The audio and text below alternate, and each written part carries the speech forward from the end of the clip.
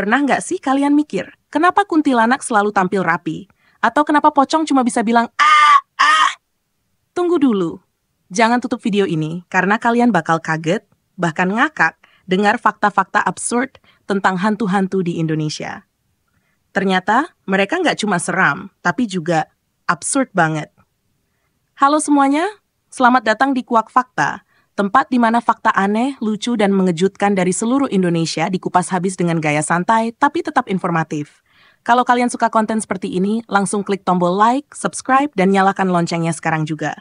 Jangan lupa tulis komentar, hantu mana yang paling bikin kalian ngakak hari ini. Kuntilanak. Sang Ratu Perawatan Rambut. Kita mulai dari yang paling ikonik, kuntilanak. Hantu perempuan ini terkenal dengan rambut panjang terurainya dan gaun putih yang selalu rapi. Tapi tahukah kamu, berdasarkan cerita rakyat yang tersebar luas, kuntilanak itu sangat peduli dengan penampilan. Menurut pengamat budaya horor Indonesia, banyak kisah yang menyebutkan bahwa kuntilanak rutin keramas dan menyisir rambutnya agar tetap halus dan rapi. Bahkan dalam beberapa versi cerita, dia suka muncul di kamar mandi atau di depan cermin. Bukan untuk menakuti, tapi untuk hair care. Bisa jadi kuntilanak adalah brand ambassador sampo gaib. Rambut panjang, berkilau, dan selalu siap tampil, bahkan saat tengah malam. Suster ngesot.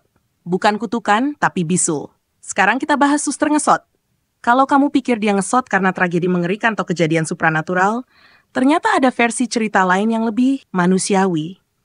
Dikutip dari kisah urban di beberapa kota besar seperti Jakarta dan Bandung, ada cerita bahwa suster ngesot mengalami bisul parah di kakinya. Karena itu, dia nggak bisa jalan, dan akhirnya harus ngesot kemana-mana. Dan lebih lucunya lagi, berdasarkan cerita yang beredar di kalangan petugas keamanan rumah sakit, suster ngesot ini suka ngemil telur rebus. Jadi kalau kamu nemu kulit telur rebus di lorong rumah sakit, pikir 2 kali sebelum nuduh cleaning service. Pocong hantu bisu penuh tanda tanya. Pocong! Hantu paling terkenal setelah kuntilanak. Tapi kenapa dia nggak pernah ngomong? Cuma bisa bilang, ah, ah. Menurut kepercayaan masyarakat Jawa, mulut pocong tertutup kain kafan. Dalam tradisi pemakaman, seluruh tubuh termasuk wajah dibungkus, dan kalau ikatannya tidak dilepas, arwahnya dipercaya tidak bisa tenang. Berdasarkan studi folklore di Jawa Timur, suara "a" yang sering dikaitkan dengan pocong dianggap sebagai ekspresi frustasi atau permintaan tolong. Jadi, bukan karena dia iseng, bisa jadi dia cuma mau bilang, tolong lepasin iketanku dong. Tuyul, si anak tiri yang dipaksa mencuri.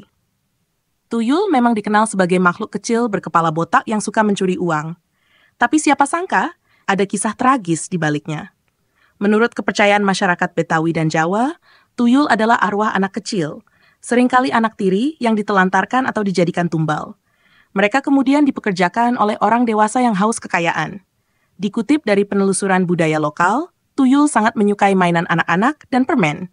Jadi, kalau kamu kehilangan uang receh dan melihat permen berserakan tanpa alasan, bisa jadi ada tuyul lagi main. Aktivis lingkungan dari alam gaib.